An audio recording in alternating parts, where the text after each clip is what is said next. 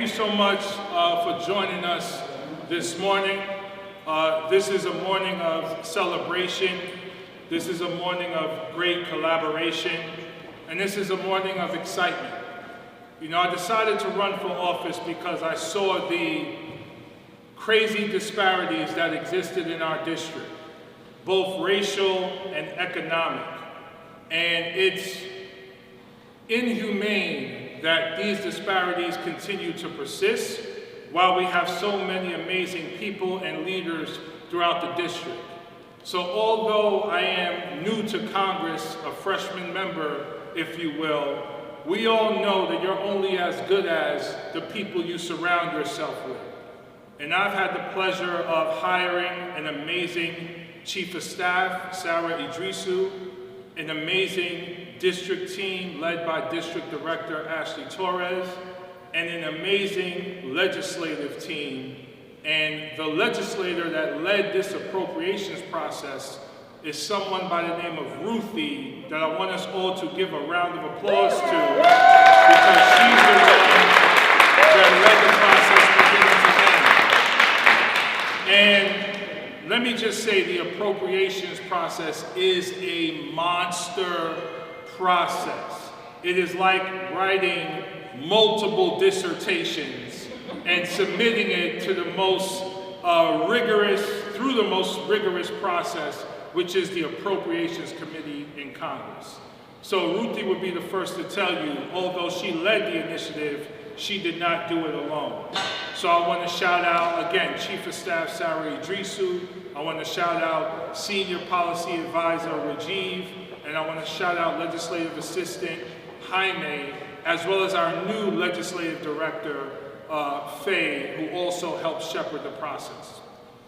In addition to my team, so let me back up. We wanted the appropriations process to be as transparent as possible, and we wanted to engage the entire community in that conversation. It wasn't about us making a unilateral decision around what's best for the district. It was about us engaging the district at a grassroots level, as well as at an elected officials level, to make sure we listened, we learned, we heard, we engaged, and then we put forward the projects that we hope are most likely to be appropriated for the coming year. So I also need to recognize everyone, all these important people standing behind me, who are our elected officials and community organizers and community servants, quite frankly. They are all community servants and public servants. They will tell you that themselves. So can we please give them a round of applause as well for their engagement with us? And you're going to hear from some of them today. So I'm proud to be advocating for more than $300 billion in total federal funding in the fiscal year 2022. $300 billion.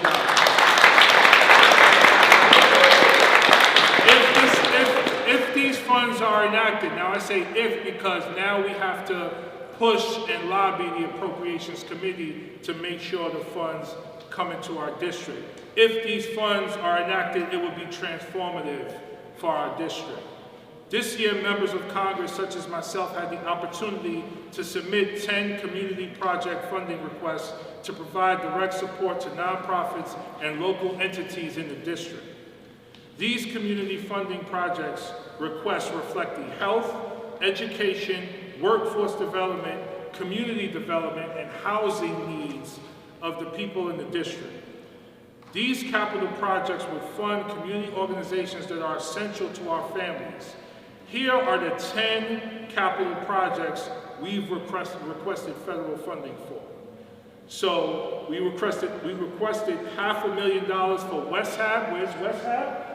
Please give them a shout out. We requested $492,575 to the YMCA of New Rochelle. We requested $102,600 to Mount Vernon Neighborhood Health Center to expand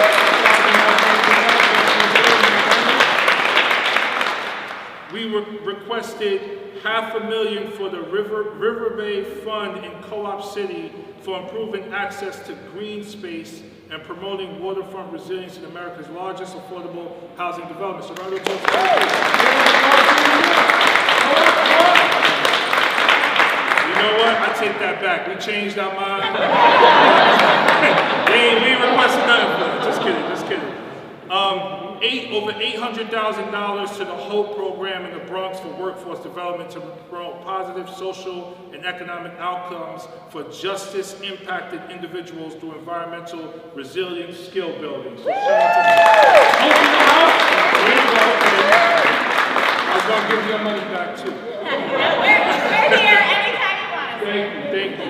Also, almost $400,000 to New York City Health and Hospitals Jacoby Medical Center for the Stand Up to Violence program and reducing violence in the Bronx. This was submitted jointly with Congresswoman Ocasio-Cortez, because as we know, she represents part of the Bronx as well. This is so critical. You know, the Mayor Patterson-Howard and I and members of the Yonkers community as well. We've been in a lot of communication recently about gun violence and about and drug addiction and overdose, and just really how can we do better to protect our children and our babies and those most vulnerable. So we want to put as many resources as possible into these areas so that we can uplift and help our children as much as possible. Almost $500,000 to the Yonkers YMCA, where we are standing.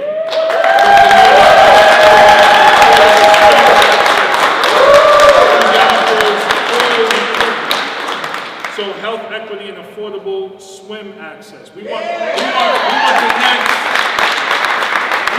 next Olympic swimmers to come out of Yonkers, but we got to bring the resources to bear. $1.5 million to the city of Mount Vernon for the sewage cleanup project.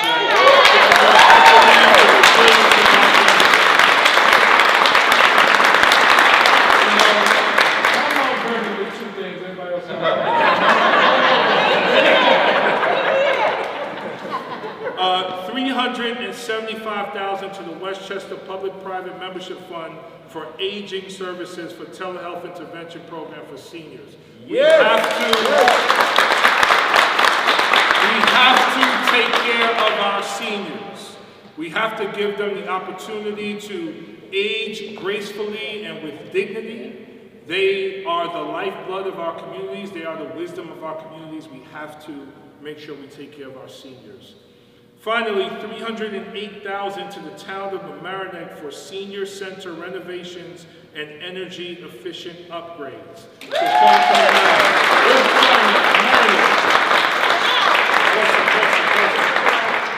So we also had the chance to submit 7-member designated projects requests that cover a range of transportation priorities, including pedestrian safety for school children, infrastructure upgrades, and clean transportation projects, including improvements to the Yonkers Greenway, bridge repair and safety assurance throughout Westchester County, and the New Rochelle Link project. In addition to these community project funding requests and member designated project authorizing requests, we submitted 206 programmatic and language requests for fiscal year 2022, which in sum come to over $300 billion in requests for federal funding and resources.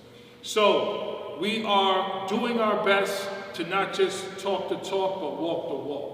And walk the walk from a grassroots level to the top. So we're starting with the people in the street, the people who know the community best, the people who have lived in the community, the people who are impacted by what's happening in the community. We start with them and those who serve them as part of this appropriations process.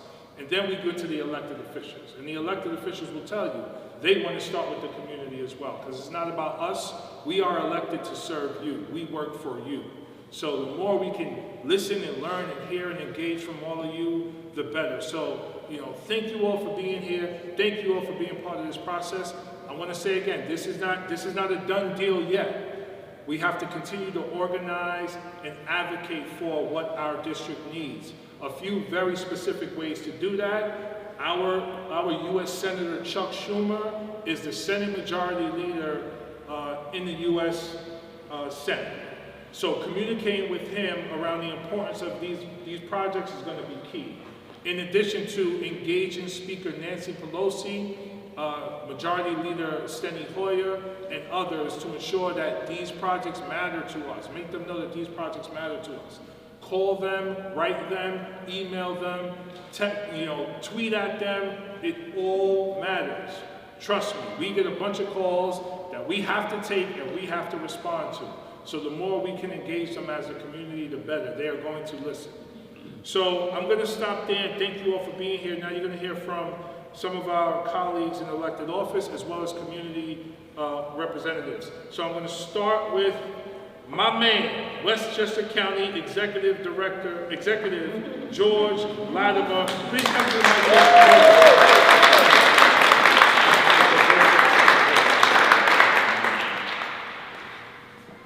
There's 3 points I want to make because there's a lot of people that have points to make. The first point is what you've watched Congressman Bowman do is create a completely transparent process. The staff members that work with him and the congressman himself has reached out into all corners of this district. And this district has a big part of Bronx in it and a big part of Westchester. And it's got urban Westchester in it, and it's got suburban Westchester in it. And when you look at the different priorities that they've been able to identify, they've looked at every corner of this district in an open, fair way. I'll bet you not many other Congress members did it this way. Congratulations.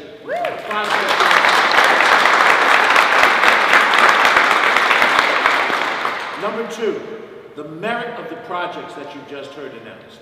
Now, Westchester County is a beneficiary of one of these projects for our senior program, but I have been in the New Rochelle YMCA where Jennifer is, and I've seen the work and the programs that have happened and what has to happen to move it forward. I've been inside the Mamaroneck Senior Center, the VFW Center on the Boston Post Road, and although I'm a Westchester boy, I went to college in the Bronx. Some of my closest friends lived in Co-op City, so I was down there, and Bay Plaza has some better deals than they have in some of the places up here. So I found myself shopping down in the Bronx too. But the bottom line is these are merit-based projects. This isn't just, let me take pork and spread it around. This is meat and potatoes for each of these different groups. And when we talk about Mount Vernon, my very fond town of my birth, and I see Judith here at the Neighborhood Health Center, what the congressman has done is identify the need and the money to help address that need. And that is the second most important thing to mention. The third thing I want to mention is that, and I've served at other levels of legislative government, not in the Congress of the United States, but in the State Assembly, the State Senate, County Legislature, and so forth. It is not easy as one member of a legislative body to get decisions made that you know are necessary. And this is the next level of skill that Congressman Bowman shows, is how do you go about forming the coalitions as necessary. He mentioned Congresswoman Ocasio-Cortez and Senator Schumer. They're very powerful, influential people. The relationships that you create is how these things happen, and it's not easy. And the work that he and his staff is going to go through, we won't see the conversations, the calls late at night, somebody calling you back at the last minute, asking for all kinds of financials, which have to be turned around in a minute, and that's the sign of leadership that the congressman and his staff has done.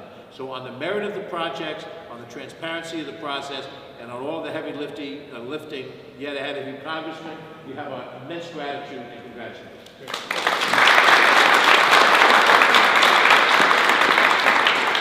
It's my pleasure and honor to bring up Mayor Sean Patterson-Howard from Mount Vernon.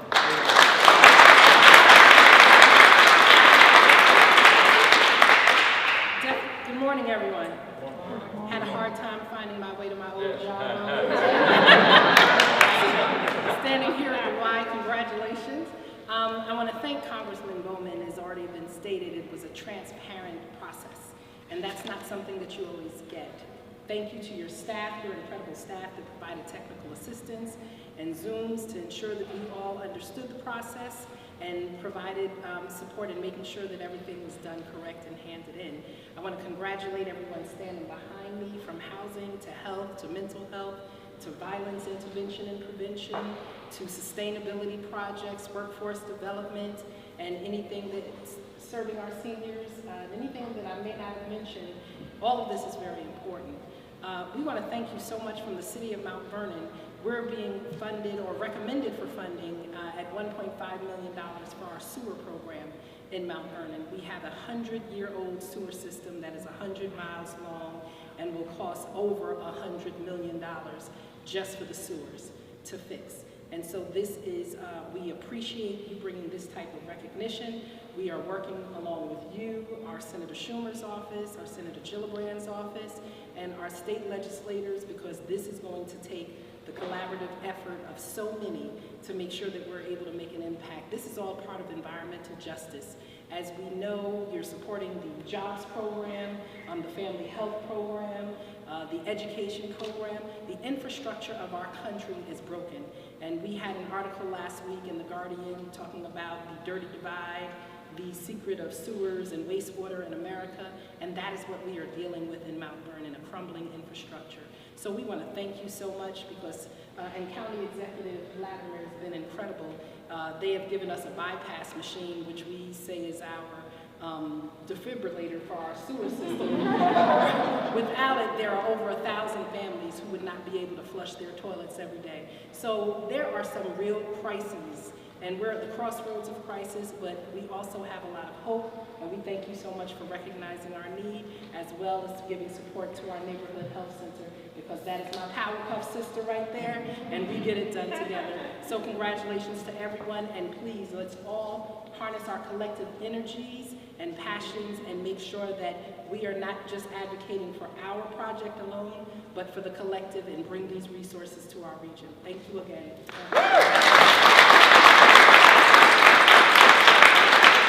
I want to mention one thing before we go to the next speaker. So this $300 billion that we're requesting, it's only a part of the appropriations process. Because Democrats now have control of the White House, the Senate, and the House of Representatives, you see the White House really leading on bringing resources to our most vulnerable communities. The American Rescue Plan was a big part of that. And, you know, Yonkers, Mount Vernon, and other high-need areas are really benefiting from that plan. And we really fought in Congress to make sure that that plan was focused on equity and racial justice. We have two more plans coming, the American Jobs Plan and the American Families Plan, and both will bring additional trillions of dollars into the highest need communities. So Democratic leadership, we're the ones that are bringing us out of this pandemic, and it's going to help us thrive for the next decade or more. I would like now to bring up Yonkers City Council President Mike Cater to say a couple of words. Mr. Cater. Thank you, Congressman. You're good. Thank you, Congressman. You know, before I say something, you refer to yourself as a freshman in Congress, and that is factually true.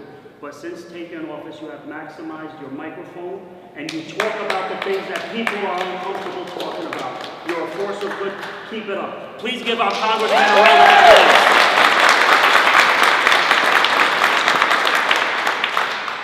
You know, the Congress district is long, from Co-op City, Mount Vernon, other communities, but of course, Yonkers is the largest city in Westchester County. And I always say, as Yonkers goes, Westchester County goes. When I looked at some of these projects, and I looked at the community base as helping our residents without permanent shelter, I see there's a need in West Ave. When I look at our community-based organizations as the YMCA, a place where I learned how to swim. This goes back to health equity, where I know our CEO, Lucrio, constantly spoke about. It's important that our youth, particularly our youth from black and brown neighborhoods, come and get the healthy habits as they grow older. I also see environmental justice here. We see 9A being paved. 9A is a very important commerce road, and then I see the Yonkers Greenway. That goes to environmental justice. These are long-standing issues that have been neglected. They're finally being addressed, and they're being combated in a unified effort. When you look at all the neighborhoods, and you see most of them come from marginalized and ignored neighborhoods. These problems did not happen overnight. They're not going to be solved overnight, But as I contest for all my partners in government and leaders in the community-based organization, together, we're going to do it. Congressman, thank you for allowing me to come. I appreciate you. The residents of Yonkers appreciate you. Keep up the great work. Thank you, everyone. Thank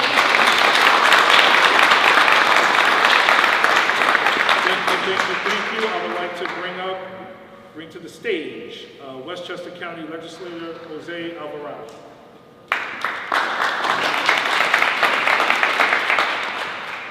Three phrases for you.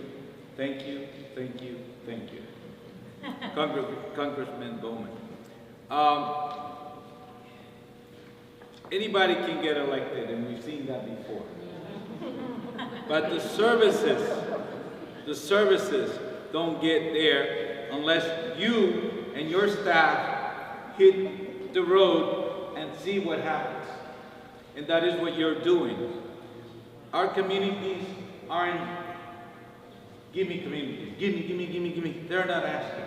It behooves you to identify what happens. And it's not by accident that we are here at the Y. It seems like swimming is a luxury in Yonkers. There aren't that many pools. We have one in the school system and we have one downstairs. And a lot of the people in our community know how to swim today because we make those available. So thank you so much. I look forward to continuing working with you. Here in Southwest Yonkers, we process more than 60% of the sewage of the county.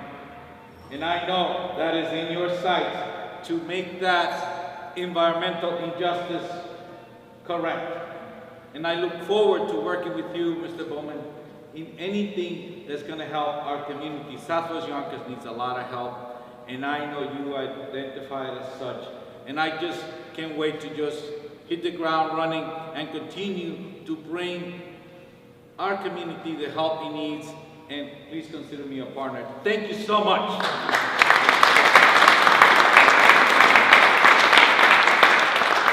Access and opportunity, that's what we want to bring. We want to bring access and opportunity to everyone. Please give a round of applause to Westchester County Legislator Ruth Walter.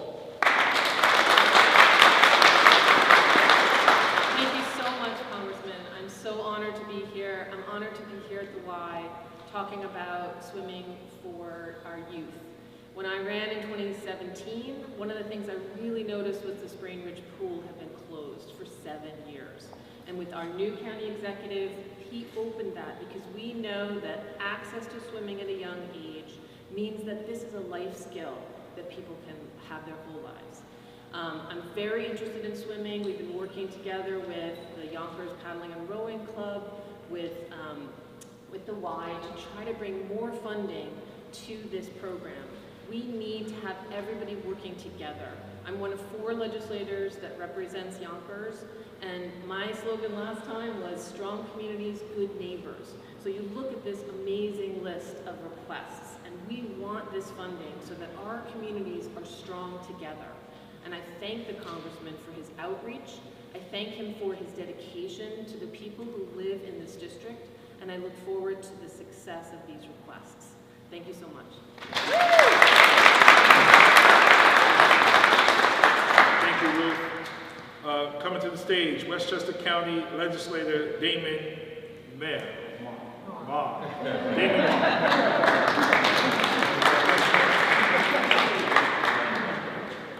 Thank you, Congressman Bowman.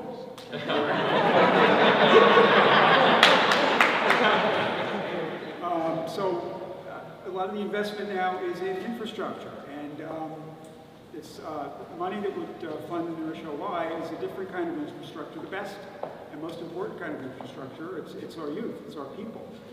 And I got to tell you, we have family conversations. I have a sister who is a teacher in just about the wealthiest elementary school area in Westchester. And I have a son who's a guidance counselor in probably one of the poorest communities in Brooklyn. And we talk about the disparity in opportunity, especially in education, that was illuminated by the pandemic, but it's more than illuminated. It's expanded. It's gotten worse. And so, nearly $500,000 to help fund New Rochelle Y. It's after-school programs, it's summer programs, it's a holiday schedule for ages 5 to 15, in helping ameliorate some of those disparities and keep kids busy, keep them on track, and let's all get back to school. Thank you. And thank you, Congressman.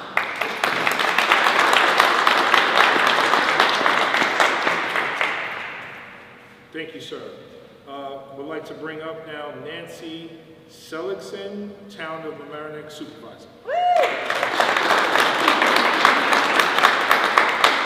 morning, everyone. Thank you, Congressman Bowman, for this opportunity, for creating this transparent process for all of us, and for recognizing that there are pockets of need, even in communities that are thought to be very comfortable, wealthy, or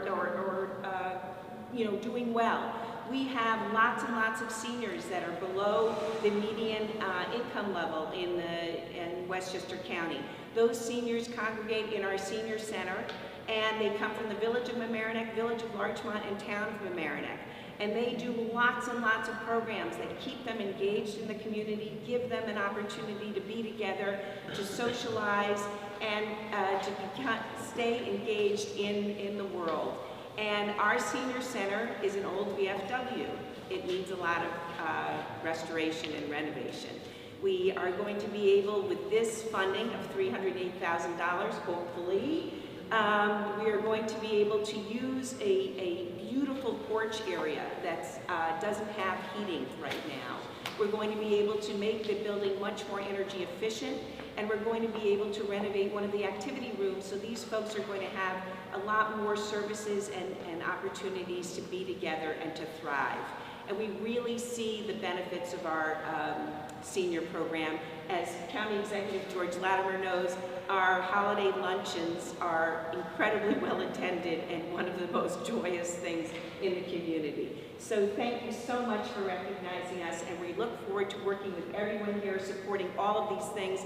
I gotta say that so far my favorite is sewage treatment improvements in Mount Vernon, because that's what we would work on in the town of Mamaroneck too, and we got a big grant from the state of New York to be able to work on those pipes, and it's so important. It's important for the entire county. So thank you. Thank you. It's my pleasure to bring up President and CEO of Yonkers Family YMCA, Lucrio Ortiz.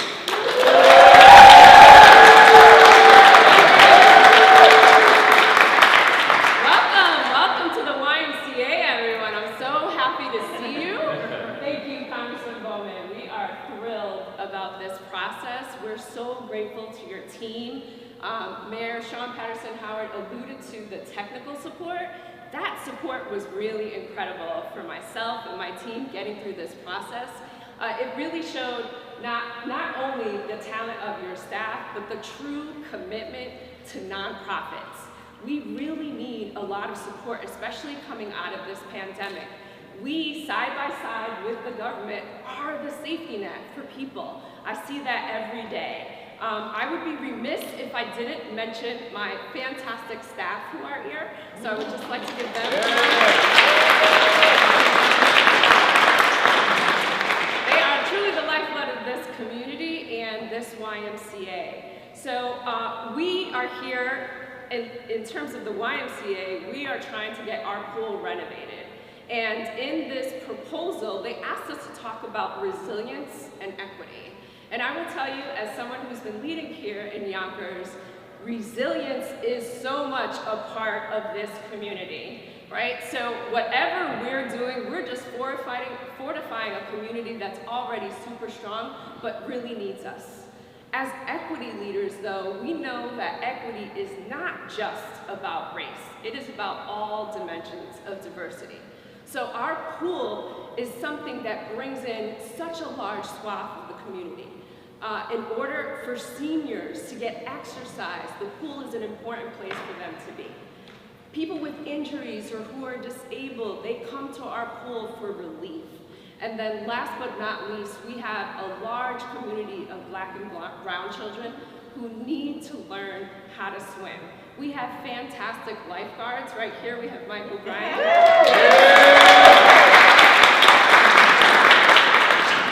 Michael was one of the persons that wrote one of our letters of support, and he basically told his story about how, if it were not for the pool, his life would be in a totally different direction. That is equity. That's what pools do. A lot of people don't know that. So I just want to highlight the importance of our aquatics program and touching the lives of so many. And we're so grateful to the Congressman for his support and are really cheering on everyone else and their fantastic projects. We're happy to be here. Thank you. Thank you, Ms. Ortiz. It's my pleasure to bring up Jennifer Ryan Safsell, CEO of New Rochelle YMCA. Excellent. I'm so pleased to be here, and I'm glad you said my name right, because no one seems to get Safsell right. I want to thank Ruthie for her help on this project, and all of you for qualifying for those really important programs. And my colleague at the Y, it is Safety Around Water Month, so this is a very important program, I know, for them, as we have one at our Y. I also want to thank Senator Schumer, who's not here, for his work with Congress on the PPP loan. We were able to get one. It made a big difference. Last summer we were closed, and we knew that we couldn't be down long because the community really needed us. We knew that our kids already were in remote learning, and we needed to do something. So we got a grant through Bell-Excel, which started this program of seeing, and something that I know the Congressman understands, that not all parents can afford fancy tutors, in-home art lessons. They can't all do what they want to do for their children. So that's what we try to do at the Y. We're very fortunate to have the county executive choose our Y as a remote learning site. So we saw day in and day out the struggles the parents had, getting the kids there, getting to work, and the children looking at a monitor instead of being in a classroom. And although we worked hard to get them food and get them active, we saw the slide that was created. And this educational program will be working with national organizations like Bell-Excel and Scholastic Books. But we're also going to bring in local art, theater, and other things that really help children reinforce what they do in school. Those happen in wealthy communities and even just the wealthy neighborhoods. Their local friends might be able to get a coach and they can't.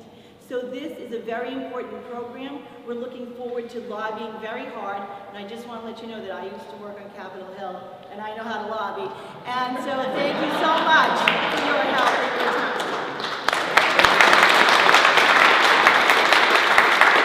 Thank you, Jennifer. It's my pleasure to bring up Mr. Richard Nightingale from West Ave.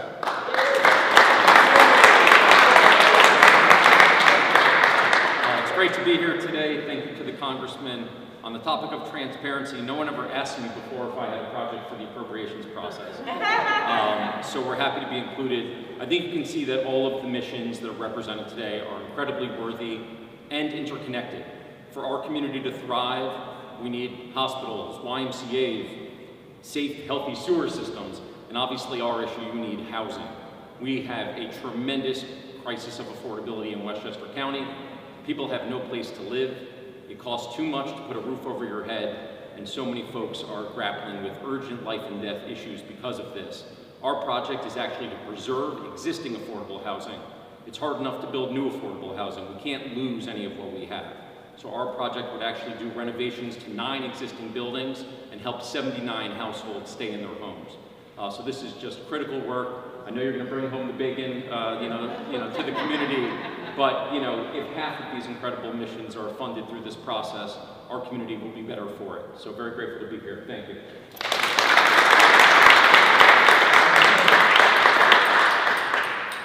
All right, I hope I don't mess up this name. It's my pleasure to bring up Karja Dawkins Hamilton, Program Director of Stand Up to Violence.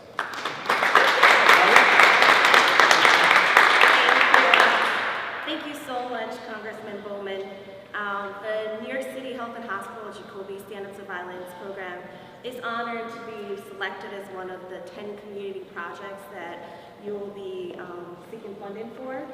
As you guys probably know, the New York City Health and Hospital Jacoby Medical Center is the trauma level 1 center that not only serves the Bronx, but also Westchester County. So we serve Mount Vernon, Yonkers. We are in the trauma level 1 center.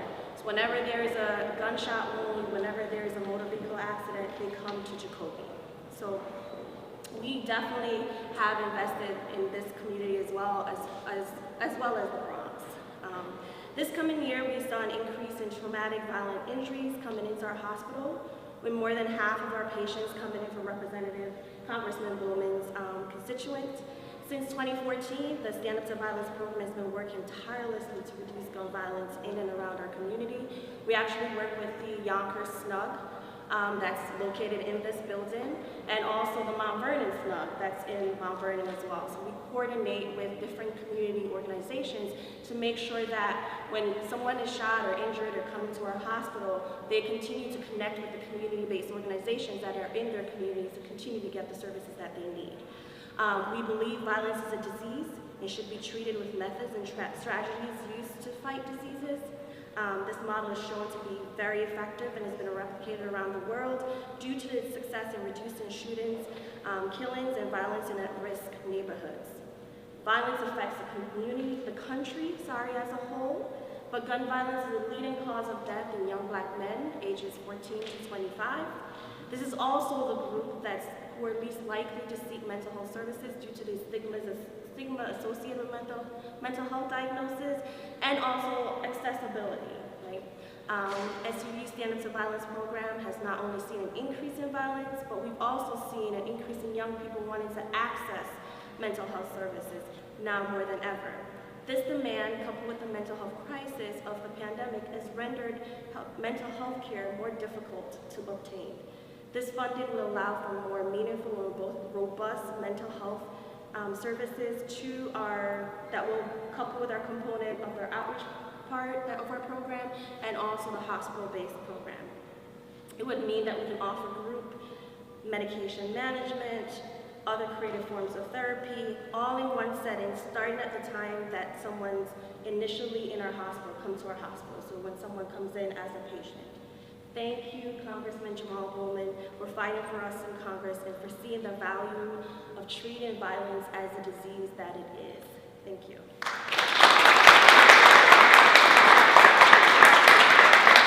Thank you, Karja. I would like to bring up Jennifer Mitchell, Executive Director of the HOPE program. Thank you.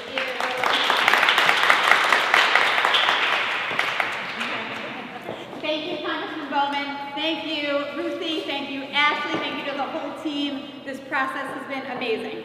So as Congressman Bowman said, I'm Jennifer Mitchell, and I am the very proud Executive Director of the HOPE program based in the Bronx, and it is a pleasure to be here with all of you today. Congressman Bowman is a fierce advocate for justice. His platform is anti-poverty and anti-racist. He advocates for jobs and education and climate justice. He understands the economic opportunity that will be created by investing in the green economy. It's no wonder that HOPE and Congressman Bowman are so aligned. HOPE is a workforce development organization with a 37-year track record of giving unemployed New Yorkers the skills, the training, the confidence, and the network they need to get a job, keep a job, and build a sustainable career. HOPE provides equitable access to the workforce, particularly in the growing green economy. We do training, we do job placement, and we do lifelong career support. We're very honored by Congressman Bowman's advocacy for one of our programs called Intervine. Intervine is a holistic, innovative, green training program that works with justice-impacted individuals in the Bronx. It's part of the HOPE umbrella, and it addresses environmental sustainability at the same time as addressing job readiness and long-term career support.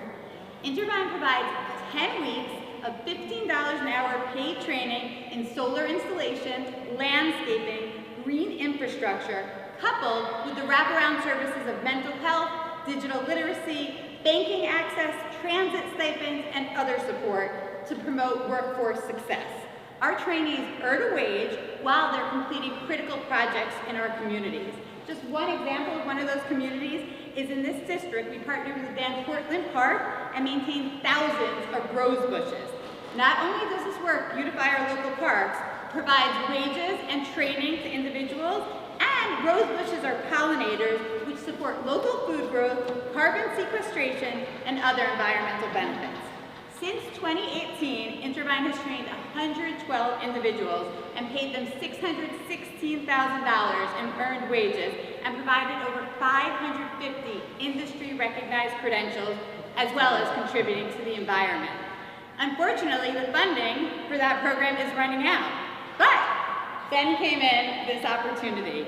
We are working so hard with Congressman Bowman's office to bring $800,000 to this district and the surrounding Bronx communities to continue this program and provide 50 additional transitional projects to unemployed New Yorkers, who in part are struggling because of the ripple effect of COVID. We will connect these individuals to permanent employment in the green economy and support New York's ambitious climate goals. Congressman Bowman, we are so excited to have you advocating for justice in our local communities among your colleagues in Washington, and we're really grateful for your support. I want to close with the words of one of our Intervine graduates who's now working in the solar field. For me, he says, the key to job security is a career that's in demand and good for the planet. Because of hope, my paid internship in the solar industry turned into a permanent job. I love being out in the field, working hands-on, and building a greener Bronx. Congressman Bowman, on behalf of the community, board, staff, students, and graduates, thank you for being such a strong partner, and I'm hopeful, pun intended, that we can together build a world that is greener, more equitable, and more inclusive. Thank you, and look forward to advocating with everybody else here for all of our projects.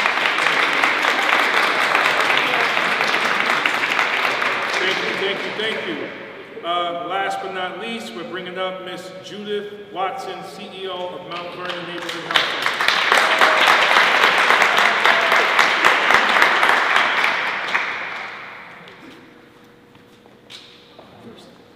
Good morning, everyone. How's everyone doing today? Good? All right. So, Judith Watson, CEO of Mount Vernon Neighborhood Health Center, often the last to speak. When you're 6 feet tall and your last name begins with a W, you're either at the back of the line or you're the last to speak. But it's okay because I got to hear all the other wonderful presentations. Okay, I'll take my mask off. Let me say this. Over 500,000 people have lost their lives to COVID, and millions more have tested positive, and millions more are survivors of those who have passed away as a result of COVID, right? So I urge you to think about those people, right? And then there's the funding, which we are all in dire need of. Enter the superstar congressman of ours, okay? My first conversation with him was around the people who were passing away from COVID, the people who were contracting COVID, the people who needed to be tested for COVID, right? Mahatma Gandhi said, the measure of any society is the way that you care for your vulnerable. And I've paraphrased that, and maybe I butchered his name also.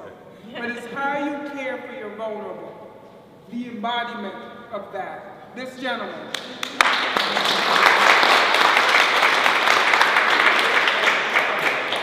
So just briefly, the Mount Vernon project is to bring behavioral health care services to the elderly and disabled throughout the community of Mount Vernon, all right? These are the folks who can't get out to come out to receive the services, so we have to take the services to them.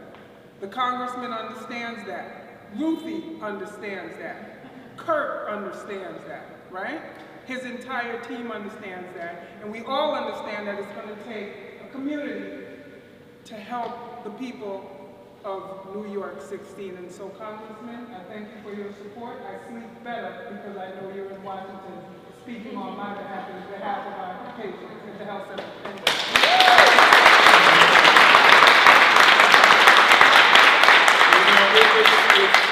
Thank you for those kind of words. I mean, everyone you see behind me, when I met them, they had the fire in their belly for transformative change.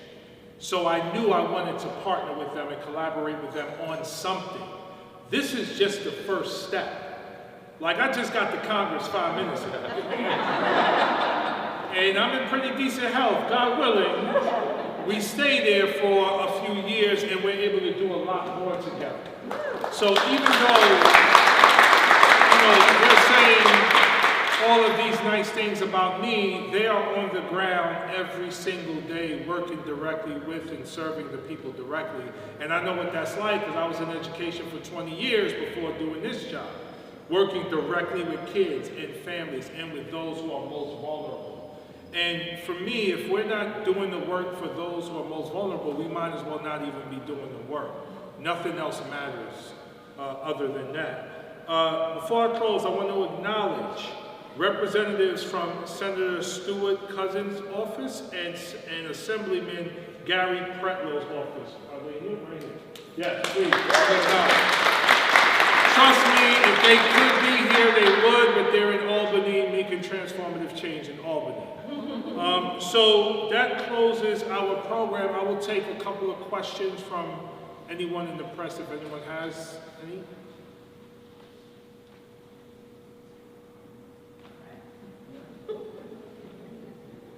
So in education, we call this wait time. You're a teacher, you ask a question of the class, no one wants to answer, you wait. And then they formulate a question and then they ask, so you give them wait time. Well, Yes, sir. I have a question, Congressman. The question comes from Hector Santiago, who's watching us live. He says, please ask the Congressman if he knows how the money will be allocated towards rent relief for all. So, great question. So as part of the American Rescue Plan, New York State, I'm going to mess up the exact number, but we received over $1 billion for rent relief. That rent relief money is going to be allocated through the finance department at the state level. I believe it's going to come directly to the county, but I might be wrong on that. Let me check in with my Ledge team. Ledge, any additional? Is that correct? It's going to go through the state, and from there, there's guidelines coming out shortly about the different flows. Thank you. So from the state to the county, and our office will definitely be providing technical support there as well. So reach out to us if you need to access it, and we'll walk anyone through that process. Thank you, sir. You're welcome. Yes. Hi, Karja on behalf of News 12, representing Antoinette, my reporter. So she asked if this is the first step towards getting funded, what's next? And what are you prepared to do next? Well, I'm prepared to do whatever it takes to continue to bring resources into the district. This is like the second step. The first step was the American Rescue Plan. And as part of the American Rescue Plan, we see cities like Yonkers receiving tens of millions of dollars overall and tens of millions of dollars for their school system. Same thing in Mount Vernon, same thing in New Rochelle. So that was the first step. This is the second step. Now, once I leave here, our team is going to be in consistent contact with the appropriators in Congress to lobby them to support these projects. But it can't just be our team. It has to be everyone. And we will give assistance so that people know how to advocate for these resources that we want to bring into the district. So phone calls, letters to the right people from the district demanding what our needs, explaining what our needs are, is going to be incredibly helpful to getting this money in. Thank you. Yes? Is there a plan in place to advocate for funding for smaller non-for-profits that have boots on the ground that can change directly? So some of that is coming through here as part of this process. You've heard from some of them today. Some of it is coming through the rescue plan, and there will be more coming through the jobs plan, which we hope to pass by July 1st, and then the families plan thereafter. So yes, and there's more coming. And I want to highlight this point enough, and I'll close with this. Democrats won the White House, we won the Senate, and we won the House of Representatives. So these resources are coming because of Democratic leadership. When we had other leadership over the last 4 years, that money went to Wall Street and the wealthiest among us. Democrats in Congress are now focused on the people who are most vulnerable. So that's a very important point, because we don't know what's going to happen in 2022. Republicans may take back control of of Congress. And if that happens, we're not going to have resources coming in this way. So we have to continue to organize to push the Biden administration towards supporting working families and communities like this, but also to keep Democrats in office across the country. All right, thank you all for coming. Peace and love. Round of applause. Let's take some pictures and then we out.